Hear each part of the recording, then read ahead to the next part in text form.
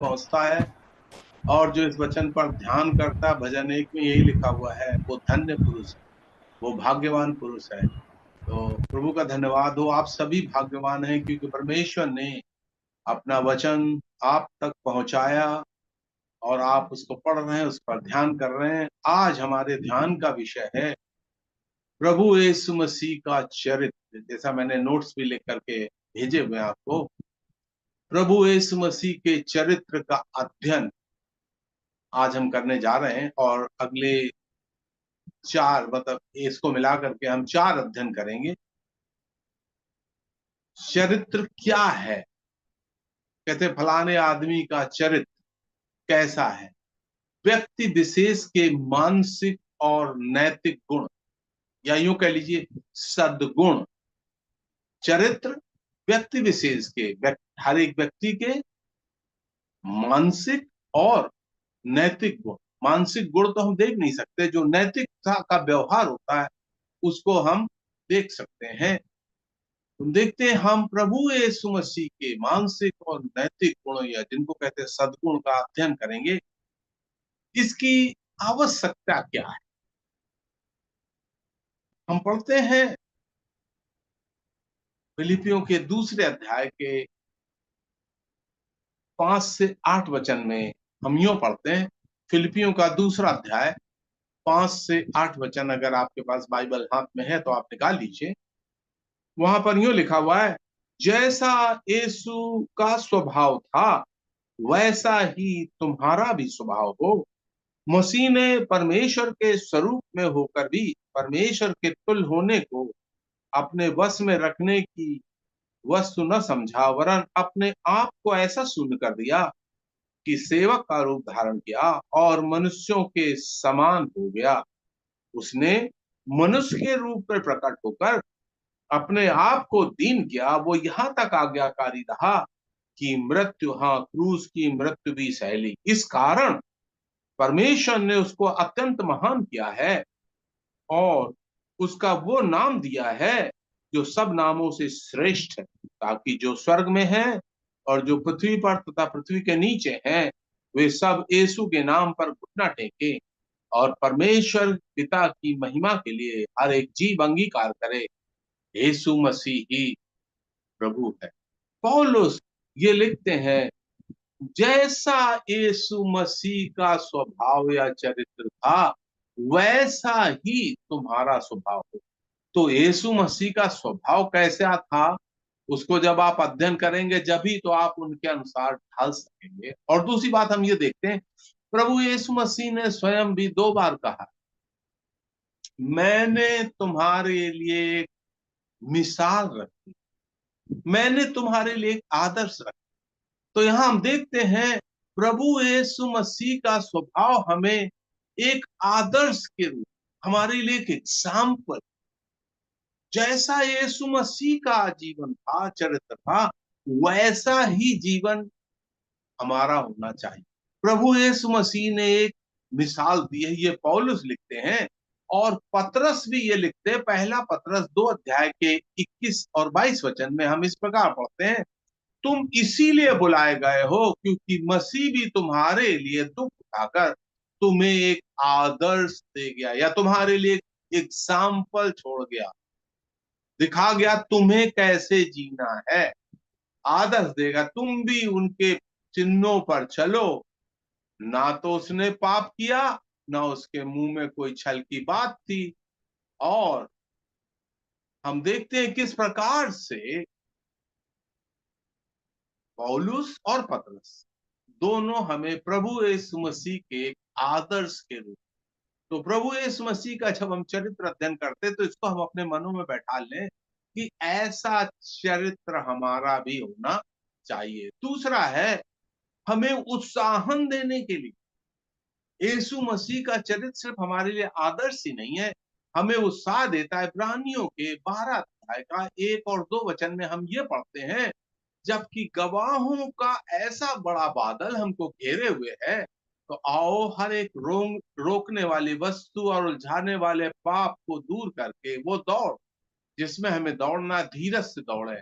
और विश्वास के कर्ता और सिद्ध करने वाले यीशु की ओर ताकते रहें, जिसने उस आनंद के लिए जो उसके आगे धरा था लज्जा की चिंता न करके क्रूस का दुख सहा और सिंहासन पर परमेश्वर के दाहिने जा बैठा। यहाँ पर इब्रानियों का लेखक हमें उत्साह करता है कि गवाहों का बड़ा बादल हमें घेरे हुए है, अर्थात बहुत से गवाह स्वर्ग से हमको देख रहे हैं। जब हम अपना मसीह जीवन जी रहे हैं तो वहां पर से स्वर्ग से लोग हमको देखते, गवाहों का ऐसा बड़ा बादल देख रहा है। अतः हमें उत्साहित होना चाहिए कि चाहे कितनी रोकने वाली वस्तु हो, उलझाने वाला पाप हो, उससे हम दूर हो। तीसरा हम देखते हैं मसीह के चरित्र का अध्ययन एक आदर्श के रूप में है, जो पौलुस बाबा लिखते हैं रोमियो के 8 अध्याय के 29 वचन में, उन्हें पहले से ठहराया कि उसके पुत्र के स्वरूप में। जी, हमने प्रभु को ग्रहण कर लिया, हम चर्च जा रहे हैं, लेकिन हम क्या पढ़ते हैं? जितनों ने उसे ग्रहण किया उतनों उसको परमेश्वर की संतान बनने का अधिकार दिया। तो हमें आदेश है कि हम पहले से ठहराए गए कि हमारा स्वरूप कैसा। हमें अधिकार तो मिला है, लेकिन क्या उस स्वरूप में हम ढाले गए? लोग हमको देख करके क्या कहते हैं? वाकई में ये यीशु मसीह के लोग हैं। तो हमारा चरित्र भी परमेश्वर के संतान के रूप में होना चाहिए। भाई और बहनों, जब लोग आपको देखते से बाइबल पढ़ने से मसीह जीवन पर्याप्त नहीं होता, प्रार्थना करने से नहीं होता। मसीह जीवन में हर एक चीज व्यवहारिक रूप से या प्रैक्टिकल रूप से होती है। जो हम पढ़ते हैं, जो हम प्रार्थना करते हैं, उससे हमें अपने जीवन में दिखाना है। अभी हम देखते हैं प्रभु यीशु मसीह का चरित्र था कैसा, तो उसके हम कुछ गुण देखेंगे। पहला और महत्वपूर्ण गुण है प्रभु यीशु मसीह की जन्मजात पवित्रता। लूका के 1 अध्याय के 35 वचन में पढ़ते हैं, जब स्वर्गदूत मरियम के पास आया तो उसने क्या कहा? पवित्र आत्मा तुझ पर उतरेगा और परम प्रधान की सामर्थ्य तुझ पर छाया करेगी, इसलिए वो जो पवित्र उत्पन्न होगा परमेश्वर का पुत्र कहलाएगा। अर्थात पवित्र आत्मा से वो जन्म लिए थे। उनका जन्म एकदम अनोखा था। हालांकि हमारा सांसारिक जन्म पवित्र आत्मा के द्वारा नहीं हुआ, लेकिन जब हमारा दोबारा जन्म हुआ है तो हमने पवित्र आत्मा अवश्य पाया है।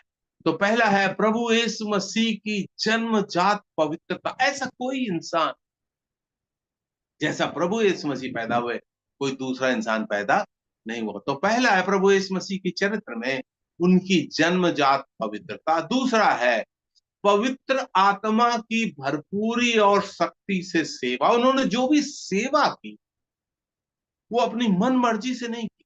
पवित्र आत्मा उनकी अगुवाई में उन्होंने सेवा की। पवित्र आत्मा उन्हें जंगल में ले गया और उन्होंने 40 दिन उपवास रखा। लूका के 4 अध्याय के हम 1 वचन पढ़ते हैं, यीशु पवित्र आत्मा से भरा हुआ यरदन से लौटा और 40 दिन तक आत्मा के सिखाने से जंगल में फिरता रहा और शैतान उसकी परीक्षा करता रहा। तो पवित्र आत्मा से सिर्फ जन्म ही नहीं पाए, पवित्र आत्मा की भरपूरी से उनकी जो सेवा थी वो पवित्र आत्मा की शक्ति और भरपूरी के साथ थी। तीसरा हम पढ़ते हैं उनके काम कैसे, उनका जन्म, उनकी सेवा, उनके कर्म। हम देखते हैं किस प्रकार से मत्ती के 8 अध्याय में हम पढ़ते हैं उनके काम पवित्र थे। प्रभु यीशु मसीह ने अपनी पवित्रता को अपने आश्चर्य कर्मों में दर्शाया। मत्ती के 5 अध्याय में हम पढ़ते हैं, बड़ी भीड़ थी 14 शहरों की। उस भीड़ को देख करके प्रभु यीशु मसीह पहाड़ पर चढ़ गए। भीड़ कोई पहाड़ पर नहीं चढ़ी, सिर्फ चेले उनके पहाड़ पर चढ़े थे। लेकिन जब पहाड़ से नीचे उतरे तो पहाड़ के नीचे एक कोढ़ी व्यक्ति उनके पास आया, उसे प्रणाम किया, उसे कहा, हे प्रभु, अगर आप चाहें तो मुझे आप शुद्ध कर सकते, मुझे आप चंगा कर सकते। तो हम क्या पढ़ते हैं वहां पर, प्रभु ने उस कोढ़ी को छुआ और उसको चंगा, पहले छुआ और फिर चंगा किया। पवित्र प्रभु कोढ़ी को छूता है। यहूदियों के नियम में कोढ़ी को और मुर्दे को छूना मना है, क्योंकि उसको जो छुएगा वो अपवित्र हो जाएगा। लेकिन हम क्या पढ़ते हैं, प्रभु यीशु मसीह ने कोढ़ी को भी छुआ। प्रभु यीशु मसीह ने लूका के 7 अध्याय में पढ़ते हैं मुर्दे को भी छुआ, जो अपवित्र था, प्रभु ने अपनी पवित्रता से उसको पवित्र कर दिया।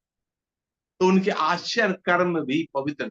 हम जो भी भाई और बहनों काम करें वो पवित्र काम होने चाहिए। कोई भी अपवित्रता में हमें हाथ नहीं लगाना।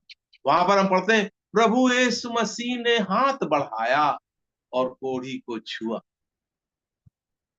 और कोढ़ी तुरंत चंगा होगा। 3 बार हम पढ़ते हैं प्रभु यीशु मसीह ने जब हाथ बढ़ाया। पहली बार जब उनके माता और उनके आर्थिक पिता यूसुफ और भाई आए थे, तो लोगों ने कहा आपकी माता आपके भाई ये लोग बाहर आपका इंतजार कर रहे हैं। तो प्रभु ने हाथ बढ़ाकर कहा मेरे माता मेरे भाई कौन है, ये जो परमेश्वर के वचन को मान। पहली बार। दूसरी बार ये कोढ़ी को हाथ लगाया। तीसरी बार हम पढ़ते हैं जब पतरस पानी पर चलते हुए डूब डूब रहा था, तो प्रभु इस मसीह ने हाथ बढ़ाकर उसको उठा लिया। तो हम देखते हैं ये आश्चर्य, उनके जो काम थे वो भी पवित्र काम थे। तीसरा हम पढ़ते हैं सूबेदार की गवाही। मत्ती के 8 अध्याय 5 से 8 वचन में हम पढ़ते हैं जब वो कफरनहूम में आए तो सूबेदार ने उसके पास आकर विनती की कि हे प्रभु, मेरा सेवक घर में झोले का मारा हुआ बहुत दुखी पड़ा है। उसने उससे कहा मैं आकर उसे चंगा करूंगा। सूबेदार ने उत्तर दिया है प्रभु, मैं इस योग्य नहीं हूं तू मेरी छत के तले आए, केवल मुख से वचन कह दे तो मेरा सेवक चंगा हो जाए। मैं यहाँ पर आपको बताना चाहता हूँ, सेंचुरियन, अंग्रेजी में सूबेदार को सेंचुरियन कहा गया है, अर्थात 100 सिपाहियों के ऊपर सबसे बड़ा ऑफिसर, या आज यूं कह लीजिए पुलिस कमिश्नर। एक सिटी का जो सबसे बड़ा ऑफिसर होता है पुलिस। उस जमाने में पुलिस, पैरामिलिट्री और मिलिट्री अलग अलग नहीं होते थे। पुलिस, पैरामिलिट्री और मिलिट्री एक ही होते थे। तो ये बहुत बड़ा एक अधिकारी था, उसके सर्वेंट्स थे, और वो प्रभु के पास आया और प्रभु ने कहा मैं चलूंगा। लेकिन सूबेदार ने कहा प्रभु आपको आने की जरूरत नहीं है, अगर आप वचन कह दे तो वचन से ही मेरा सेवक चला। उसने प्रभु के सामर्थ्य को जाना, उसकी गवाही थी। ये कोई साधारण बाबा या व्यक्ति या साधारण नबी नहीं है, ये साक्षात प्रभु है। तो वो प्रभु के चरित्र को जान करके सूबेदार आया और ये सोचने लगा ये तो बहुत पवित्र, हमारे घर में ये कैसे आ सकता है। सबसे अच्छा घर उस शहर में उसी सूबेदार का रहा। लेकिन वो जान गया ये प्रभु परमेश्वर पवित्र प्रभु हमारे घर के छत के नीचे नहीं आना। फिर हम 5वां पढ़ते हैं जल्लादों के सरदार की गवाही। जब प्रभु यीशु मसीह को क्रूस पर लटकाया गया, वहां पर भी एक सेंचुरियन था जो सबसे कठोर दिल, पत्थर दिल जो सेंचुरियन या सूबेदार होते थे, उनको मृत्यु दंड के लिए, क्रूस के मृत्यु दंड के लिए रखा जाता था, क्योंकि साधारण काम नहीं है, बहुत मुश्किल। उस आदमी ने क्या कहा, मरकुस के 15 अध्याय में 37 से 39 वचन में पढ़ते, तब यीशु ने बड़े शब्द से चिल्लाकर प्राण छोड़ दिए और मंदिर का पर्दा ऊपर से नीचे तक फटकर 2 टुकड़े हो गया। जो सूबेदार उसके सामने खड़ा था, जब उसे यूं चिल्लाकर प्राण छोड़ते हुए देखा तो उसने कहा सचमुच ये परमेश्वर का पुत्र हो। कठोर दिल एक नम्र दिल हो। उसने कितने लोगों को फांसी दी हो, लेकिन जब हमारे प्रभु को देखा, 6 घंटे वो क्रूस पर लटके हुए थे। लेकिन हम क्या पढ़ते हैं, 6 घंटे जो क्रूस पर लटका रहेगा, बॉडी का सारा खून जब निकल जाएगा तो आदमी कैसे बात करेगा, अच्छा हम जा रहे हैं। लेकिन प्रभु ने बड़े जोर से चिल्ला, उनकी शक्ति लहू में नहीं थी, उनकी शक्ति अपने आप में। इस जल्लादों के सरदार ने प्रभु के चरित्र को जाना और क्या कहा, सचमुच ये परमेश्वर का पुत्र। देखिए हमारे प्रभु इस मसीह की गवाही, आपकी क्या गवाही, आपका क्या चरित्र, हमें रोज रोज देखना लोग आपके बारे में क्या कहते हैं। क्रूस पर लटके हुए चोर की गवाही लूका के 23 अध्याय में हम पढ़ते हैं, दो चोर लटके हुए थे। एक चोर ने तो कहा, अगर आप मसीह हैं तो आप उतर आइए, हमको उतार लीजिए, बात बन जाए। लेकिन दूसरे ने क्या, उसने उस चोर को डांटा और कहा, हम तो अपने कर्मों के अनुसार उचित दंड पा रहे हैं, लेकिन इसने कोई अनुचित काम, उसे जान लिया ये प्रभु यीशु मसीह ने कभी कोई गलत काम। देखिए कितनी बड़ी गवाही, उस क्रूस से भी एक गवाही आ रही, इसने ये प्रभु पवित्र, प्रभु यीशु मसीह की पवित्रता का अध्ययन आज हम कर रहे हैं। शैतान की गवाही लूका के 4 अध्याय 33-34 में हम यूं पढ़ते हैं, एक मनुष्य था आराधनालय में जिसमें अशुद्ध आत्मा थी। वो ऊंचे शब्द से चिल्ला उठा, हे यीशु नासरी, हमें तुझसे क्या काम, क्या तू हमें नाश करने आया है? मैं तुझे जानता हूं, तू कौन है, तू परमेश्वर का पवित्र जन है। जब आराधनालय में प्रभु गए तो हम क्या पढ़ते हैं, किसी ने प्रभु यीशु मसीह को नहीं पहचाना। उस व्यक्ति ने, अर्थात उसके अंदर जो दुष्ट आत्मा थी, उसने भी पहचान लिया कि ये प्रभु यीशु मसीह पवित्र है। हर एक की गवाही भाई और बहन, उसने क्या कहा, मैं जानता हूं, क्या है तू, तू परमेश्वर का पवित्र जन। कैसी पवित्र। नवीं बात हम पढ़ते हैं, बाइबल की भविष्यवाणी की गवाही भजन 16 के 10 में यूं लिखा हुआ है, दाऊद लिखते हैं, क्योंकि तू मेरे प्राण को अधोलोक में ना छोड़ेगा, ना अपने पवित्र भक्त को सड़ने दे। बात समझ में आई। दाऊद तो कब्र में गाड़ा गया और उसका शरीर सड़ा भी, लेकिन यहां पर दाऊद अपने बारे में नहीं लिखा। यहाँ पर दाऊद जो एक भविष्यवक्ता भी, वो राजा भी था और एक भविष्यवक्ता भी, भविष्यवाणी करके लिख रहा है कि तू मेरे प्राण को अधोलोक में न छोड़ेगा। अतः हमने यहाँ पर देखा है प्रभु यीशु मसीह की जन्मजात पवित्रता, पवित्र आत्मा की भरपूरी से सेवा, पवित्र कार्य, सूबेदार की गवाही कि प्रभु कितने पवित्र, हमारे घर में आने के योग्य मैं नहीं हूं कि प्रभु हमारे घर में आए। जल्लादों के सरदार, इतना कठोर दिल, वो भी कहने लगा ये परमेश्वर का पवित्र पुत्र है। और क्रूस पर लटके हुए चोर ने भी गवाही, सब तरह से गवाहियां कि इन्होंने कुछ अनुचित काम नहीं किया। पतरस की गवाही है, तुमने पवित्र और धर्मी का इनकार किया। शैतान की गवाही है और भविष्यवाणी की गवाही है ना। अभी हम देखेंगे कि हम अपने चरित्र का निर्माण कैसे कर सकते हैं। पहला है, अगर हम इब्रानियों का 12 अध्याय निकालें,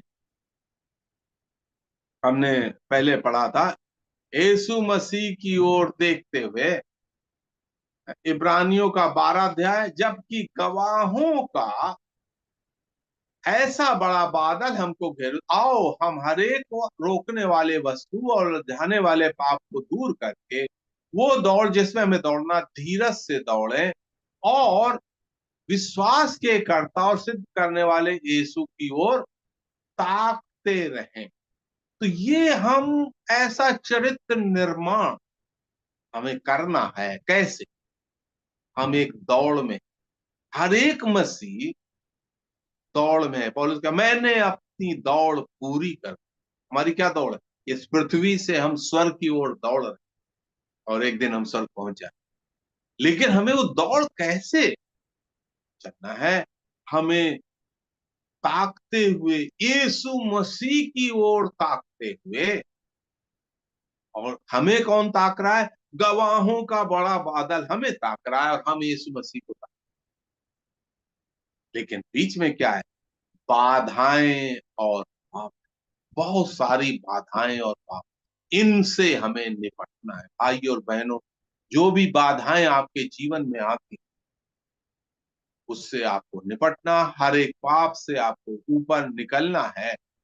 और मैं आपको ये बताना चाहता हूं, चरित्र निर्माण में समय लगता, ये इतनी जल्दी नहीं होता। हम पढ़ते हैं, परमेश्वर के साथ गहरे व्यक्तिगत संबंध की आवश्यकता होती है।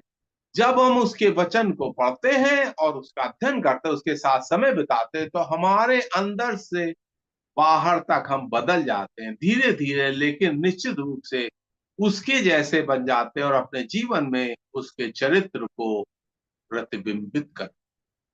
जब हम उसके वचन को पढ़ते हैं या अध्ययन करते हैं और प्रभु के साथ समय बिताते हैं, तो क्या होता है?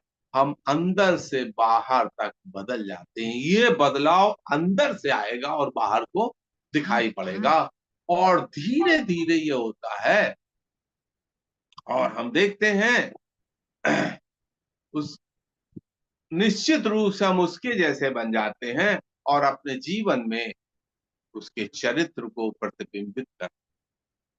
कई लोग सुसमाचार तो प्रचार करते हैं, लेकिन लोग सुसमाचार को किताब में नहीं, आपके जीवन में देखते। एक परमेश्वर के भक्त ने ऐसा बोला कि दुनिया ऑर्गेनिक वर्ल्ड में देखती है। हल्का ऑर्गेनिक वर्ल्ड मतलब जो दिखा, दृश्य संसार है।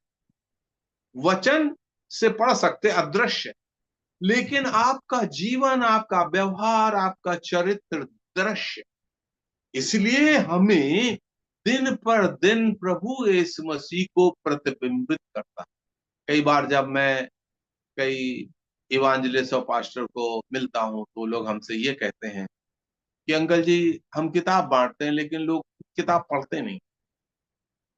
तो मैं उनसे एक बात ये कहता हूँ, हाँ ये बात तो सही है, लेकिन मैं आपसे ये कह सकता हूँ, किताब पढ़े चाहे ना पढ़े, आपको वो जरूर पढ़ते हैं, रोज डेली पढ़ते हैं, आपको वो बराबर पढ़ रहे हैं। और पौलुस बात पे लिखता है, तुम वो पत्रियां हो जिसको लोग दिन और प्रतिदिन पढ़ते हैं। तो लोग आपको पढ़ रहे हैं। सिर्फ ये कहने से कि मैं पास्टर हूं, मैं इवांजलिस्ट हूं, मैं सेवा में हूं, इसका कोई अर्थ नहीं, जब तक हम प्रभु को प्रतिबिंबित ना करें, प्रभु को चरित्र हम दूसरों को ना दें, तब तक इसका कोई अर्थ मायने नहीं। इसलिए लोग वचन को आपके जीवन में पढ़े, आपको पढ़, ऐसे एक व्यक्ति को पढ़ करके, मैं प्रभु, मुझे बाइबल में कोई रुचि नहीं, लेकिन मैंने उसके जीवन को, ओ वो खुद ही बाइबल है। क्या आपका जीवन ऐसा? अगर ऐसा नहीं, तो आप अपने आप को ढाल। तो उसकी क्या शर्तें हैं? आप चरित्र निर्माण कर कैसे सकते हैं? तो उसमें पहला है, जिसको ये चरित्र निर्माण करना है, उसको उद्धार का अनुभव। कई बार जब हम लोगों से पूछते हैं, क्या आपने उद्धार पाया, तो अक्सर लोग कहते हैं, जी हमने बपतिस्मा लिया। बपतिस्मे से उद्धार नहीं होता। जो अपने पापों से मन फिराएगा, पापों को अंगीकार करेगा, प्रभु यीशु मसीह पर विश्वास करेगा, वो उद्धार पाएगा। वो विश्वास करेगा यीशु मसीह मेरे लिए मारा गया, वो उद्धार पाएगा। एक उद्धार का दिन है। तो पहला है, अगर आपको मसीह समान चरित्र का निर्माण करना है, तो आपको क्या करना है? आपको उद्धार का अनुभव, आपने उद्धार पाया या नए जन्म का। जिस दिन लोग बर्थडे मनाते हैं, आत्मिक जीवन में भी बर्थ, जिस दिन आपने उद्धार पाया, 3 जुलाई 1973 को मैंने उद्धार, उस दिन को मैं कभी भूलता नहीं।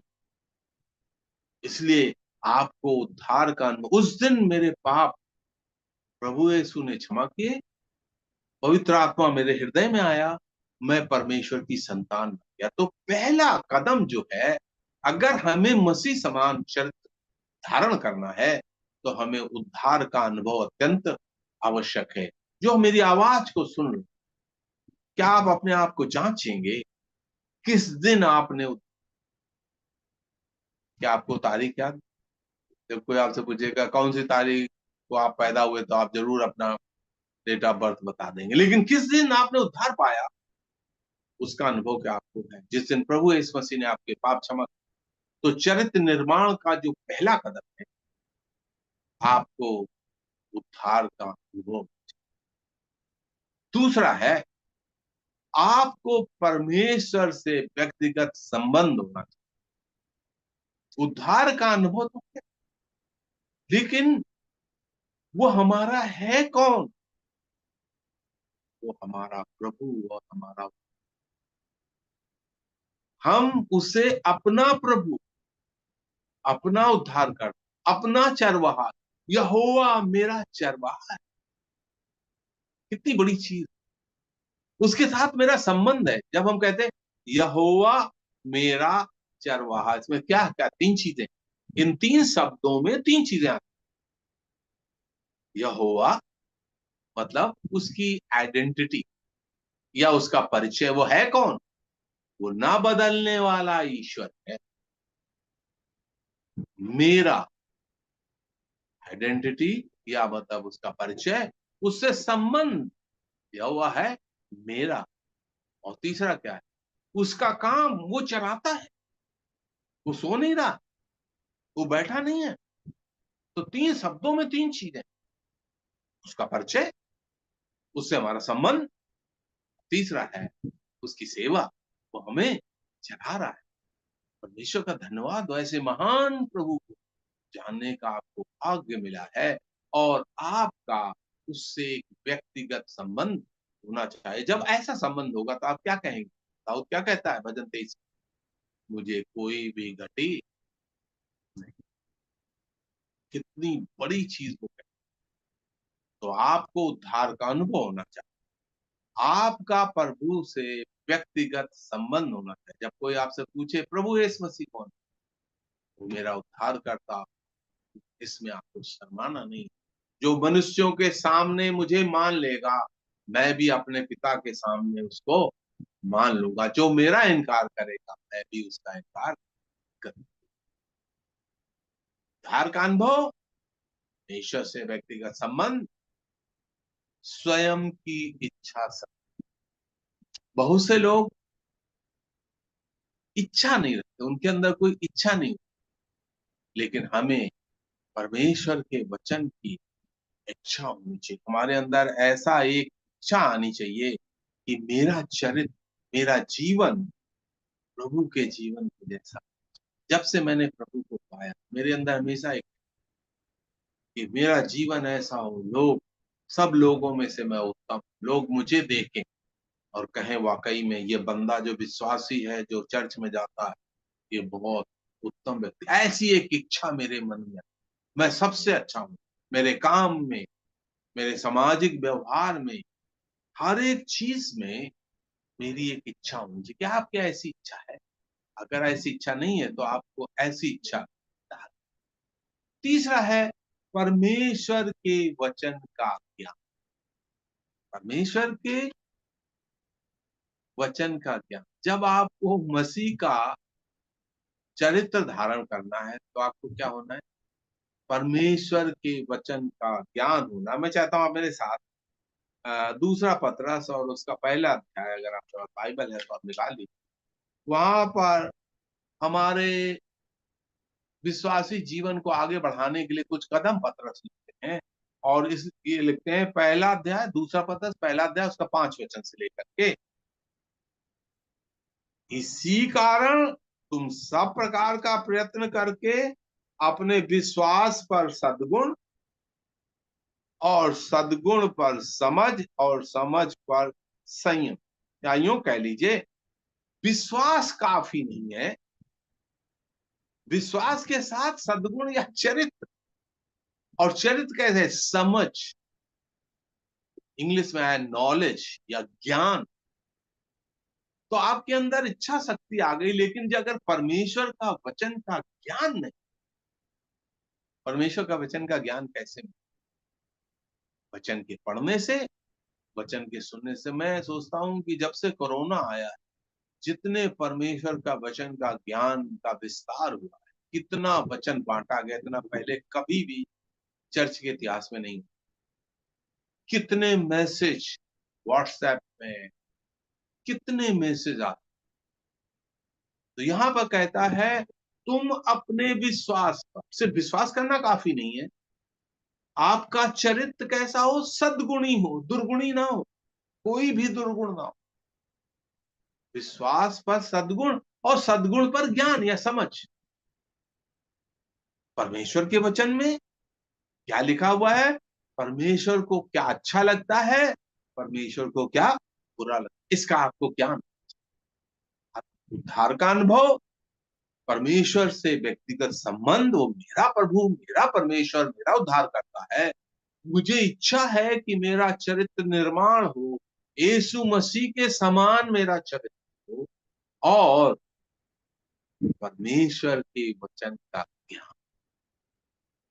आजकल हम देखते हैं व्हाट्सएप में बहुत से लोग बहुत सारी चीजें डालते रहते, लेकिन क्या वो अपने ज्ञान से डालते हैं या कहीं से कॉपी पेस्ट करके डालते?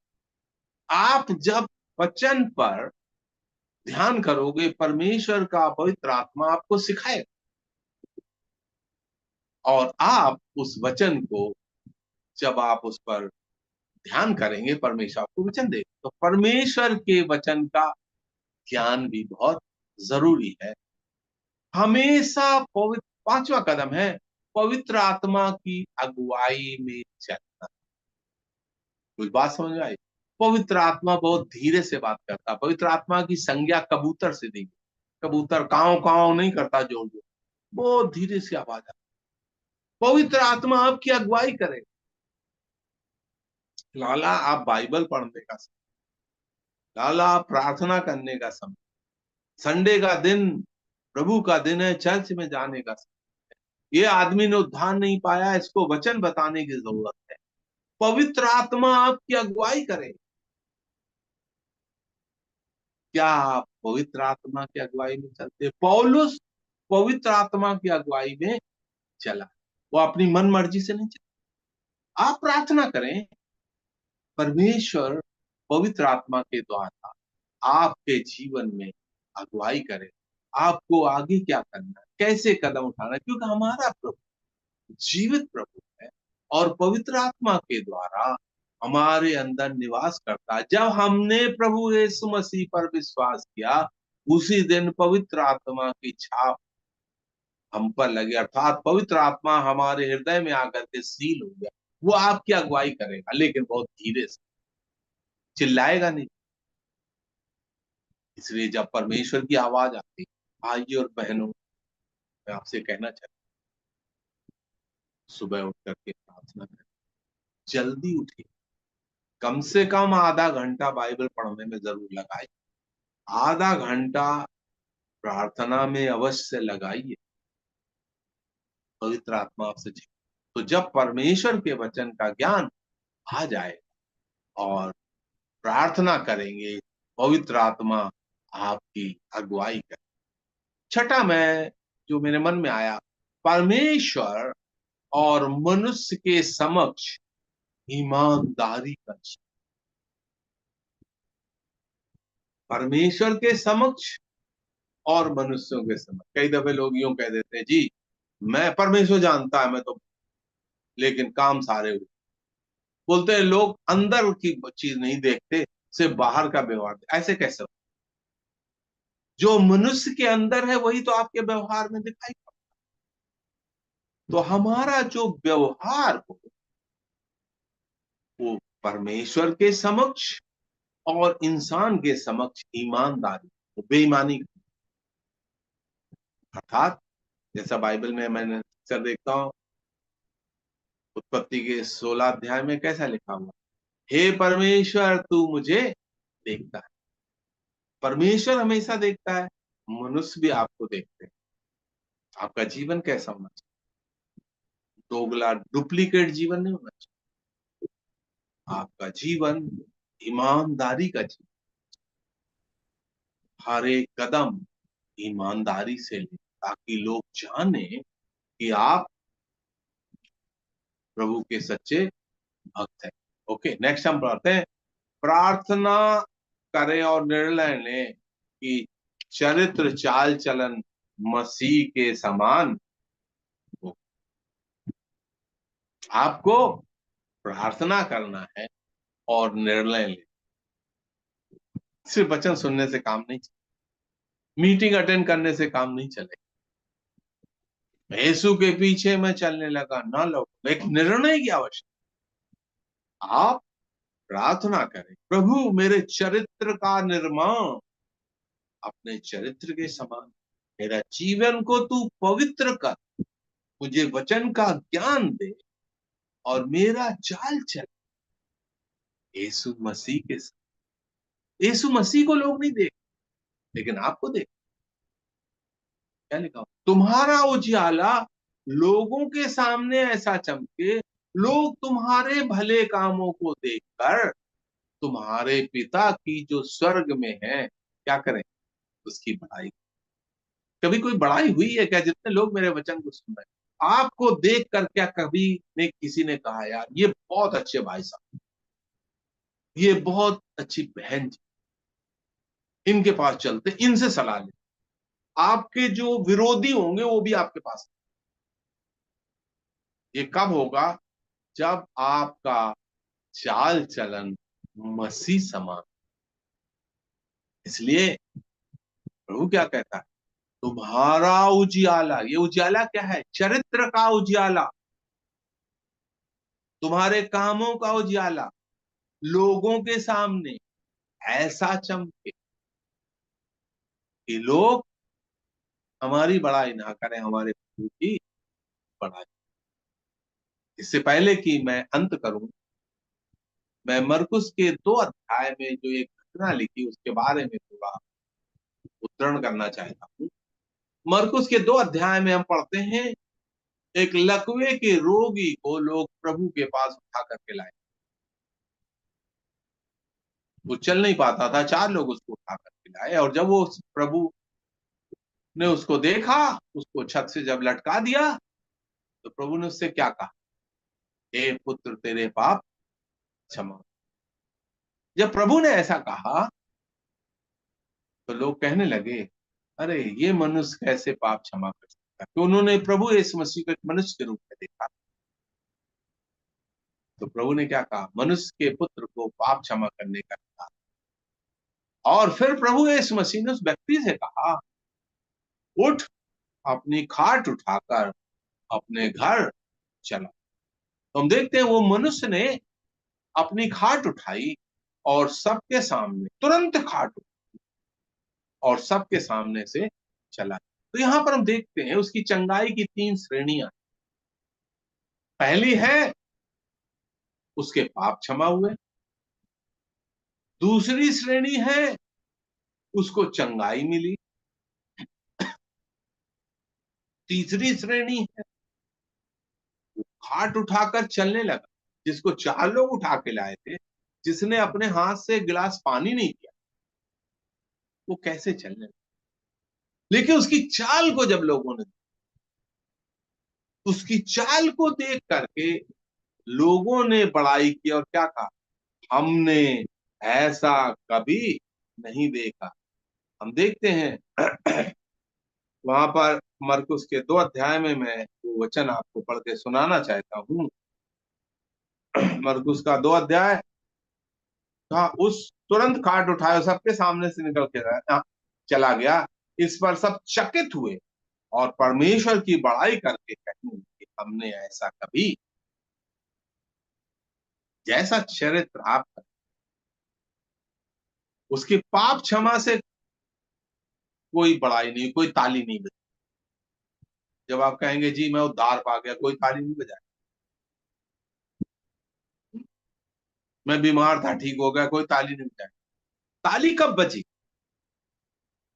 जब वो खाट उठाकर चलना, जिस पाप और गुनाह में वो फंसा हुआ इंसान उसको छोड़ करके नई चाल चलने।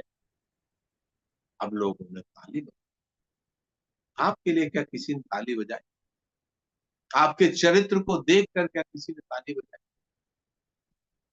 नहीं तो सब व्यर्थ। क्या कहा हमने? ऐसा कभी नहीं देखा।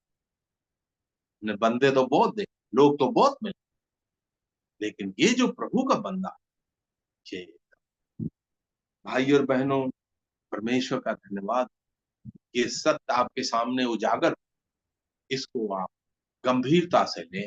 और मैं आपसे यही कहूंगा, आपने अगर अभी तक उद्धार का अनुभव नहीं पाया, प्रभु यीशु मसीह को अपना उद्धारकर्ता प्रभु ग्रहण करें, प्रभु से व्यक्तिगत संबंध स्थापित करें और इच्छा रखें, प्रभु मैं आपके समान बनना चाहता हूँ, मेरा चरित्र आपके समान हो। जैसे पौलुस कहते हैं, तुम मेरे पीछे चलो जैसे मैं यीशु मसीह के पीछे चलता हूँ। परमेश्वर के वचन का ज्ञान आपको याद करें। परमेश्वर के वचन में लिखा हुआ है, परमेश्वर पवित्र आत्मा की अगुवाई में अपने जीवन को व्यतीत करें, परमेश्वर और इंसानों के समक्ष ईमानदारी का हमें अपने विश्वास को परमेश्वर को भी दिखाना है, मनुष्यों को भी दिखाना है। अंत में है, प्रार्थना लेकर के निर्णय करें, मेरा चरित्र यीशु मसीह के समान होगा। लोग आपको देख करके आपके प्रभु की बड़ाई करें। परमेश्वर ऐसा होने में आपकी मदद करे।